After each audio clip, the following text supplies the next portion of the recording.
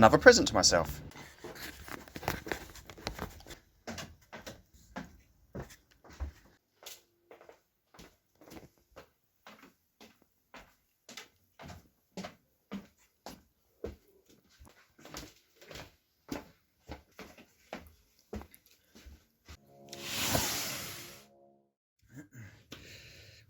We're back again for another unboxing. It's only obviously a little box, so it ain't going to be a load of wagons. It's another loco, but it's a different livery. So I'm not going to bore you with the rest of it, obviously, but I would like to say a massive thank you to everybody who's liked, subscribed, who's viewed the videos and left comments. And obviously if you left a comment, I shall get back to you very, very soon. And secondly, will be the same without a good cup of tea. So cheers. Oh, that's good. That's good. Right, let's get to it. Right, careful. Now, just to clarify, I did not get it in this box. Welcome to, yes, you guessed it, another Class 66. Now this particular loco I actually went to the shop to pick it up because I ordered this. When did I order this? I can't remember now. It was last year sometime, October.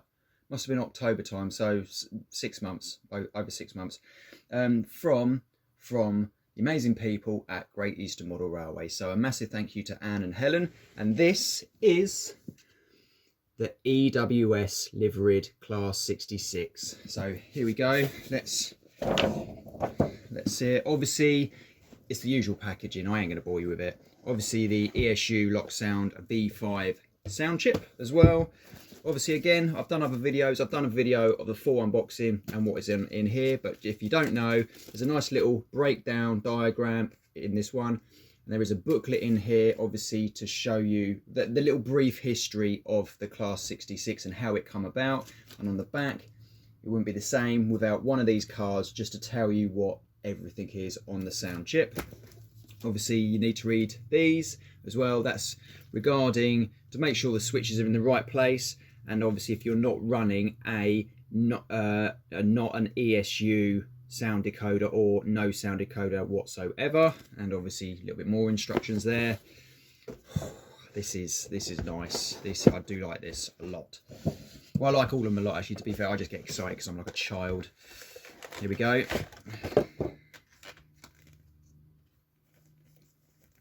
Oh, and for the ones that don't know, well, you should do by now because it is out. These are, if you don't want any buffers at one end or both ends, that you can just replace the buffer and the coupling with this. So this obviously has no hole in it. They're still sprung loaded as well, so that's a good little touch. And it's also got the air pipes attached to it. So please welcome to the EWS number 66171. Obviously you don't want to see it in my hand, so he's on the track. The story with EWS started back in 1996, when unfortunately they inherited an ageing fleet of locos, and this in turn meant that the running costs were high, with low standardisation and with low availability. The companies that were taken over were the likes of Rail Freight Distribution, Rail Express Systems, Load Haul, Transrail and Mainline. With these problems in hand, they needed a quick and easy, reliable solution, stepping the Class 59 and to what was going to be the foundation of what was about to come. EWS looked towards GM, who were the creators of the Class 59, to build a loco that had an availability route of 7, high fuel capacity, and that's capable of hauling freight trains up to 75 miles an hour. One of the reasons that the 66 looks similar to the Class 59 is for the ease of certification process for gauging, and this is where the differences start. The engine, instead of a V16 in the Class 59, the 66 makes do with a V12 power unit. The electrics were upgraded, and these locos were the first in the UK to be fitted with the high traction radial bogie. This is to reduce flange wear and improve ride quality. So, armed with 350 million and the design work completed in October 1996, 250 were ordered, and on 18th of April 1998, the first 66001 touched down in Immingham. And now the rest is history. Now, the strikingly beautiful maroon and gold paint scheme showing off the individual lines of the 66 sides, and with all the notices and data panels legible with the cabs lavished in detail, this really is another outstanding model. With the conventional couplings in place, to remove them, the entire front lower panel and buffers are removed and replaced with a blanking plate where the original couplings goes. You don't want to hear me waffling on, so let's hear it start up.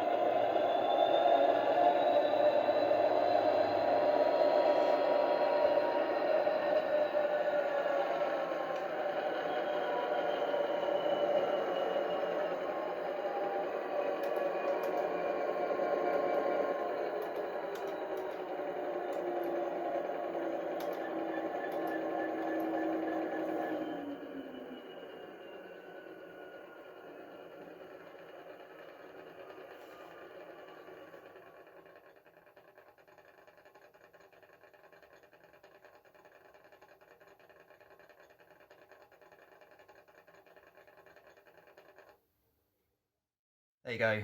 Heard it firsthand. Obviously, it sounds exactly the same as the others. It does sound amazing, and I love it, love it, love it, love it. I did notice somebody actually placed not a comment on mine, but somebody actually put it into one of their own videos about train length button. To hear that actually go off. I mean, I don't know how they would be able to replicate that, because obviously you'd need to program the chip to obviously, well, the speed of the train and then the length of the wagons that or the length of train that you're running. So obviously if you've got a container train, that could potentially be a very long train, but that's actually really quite interesting. But another thing that I was thinking about is, what about an AWS? What about an AWS or a DR? Is it DRD, DSD, is it driver safety device? You know what I mean. So you got DSD and then you got AWS. Obviously you could potentially hear it being reset, or even have it on the controller where you reset it yourself if you go over, say, a set of lights, or it's potentially pre-programmed or whatever. That'd be quite interesting. So Accurascale, pay note, pay attention.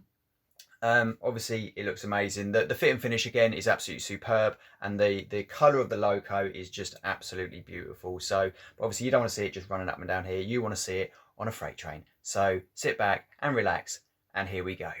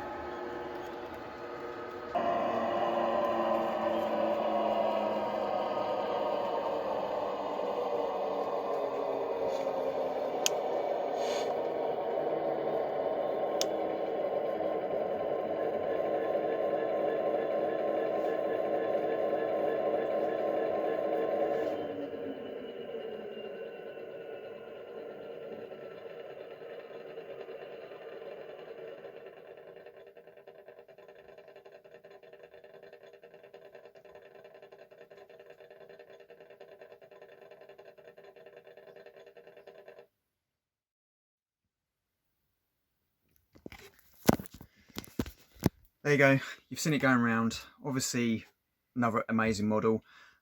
Zero issues pulling the 19 HTA wagons.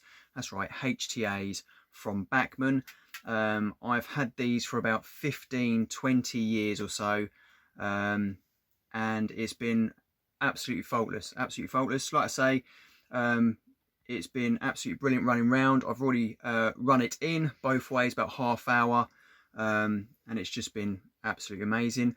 I know obviously somebody commented in the last video regarding the sound, and I do agree that the EM2, I think it does, honestly. So obviously that's the Hatton's one, and it does sound, it's just slightly better. I really do. I mean, I'm not saying that sounds rubbish, because by any stretch of the imagination that still sounds amazing, but I just think that the Hatton's is just that little bit better, would I go to the effort of changing the speakers? I mean, if it was an easily straight swap, then I would. But as far as I'm aware, it doesn't fit. I don't know. I haven't actually checked or anything like that. I'm not too sure. But I'm sure there was less space in there for the EM2. So obviously that's why they went for the EM1. If I'm wrong, obviously just please correct me. The wagons, it's actually the first time I've ever run these. In this rake in any way, shape or form, because obviously I didn't have a layout big enough or anything like that. But obviously around my bros, it's just an absolute, it just looks amazing. It looked really good. Again, I don't know if there's any left as in terms of the locos at all. I know obviously they're selling out pretty quick. So and with the 19 wagons, I do actually have I think it's 22 wagons. I just didn't bring 22 with me. Most of them do have a knuckle coupling, but obviously between the loco and the first wagon, obviously it's just a conventional coupling. So first of all, just like to say a massive thank you to my brother who's here. Right. So thank you to him for obviously allowing me to run my train and wagons round, and obviously allowing me to use his train, which is this beautiful one here. This is Bachmann. 8-pin Bachmann, so repainted as well. Stunning paint job, obviously with the cut down J&A wagons as well, and it looks absolutely stunning. Really stunning paint job. So I think that is just, you look at locos like that, and obviously you just feel like, you know, obviously eventually Accurascale will hopefully do those liveries. So a massive thank you to him, and obviously, if you've enjoyed the video, please consider giving it a like and a subscribe. And obviously, if you want to leave a comment, I'll get back to you very soon. So a massive thank you for watching, and until next time, see you later.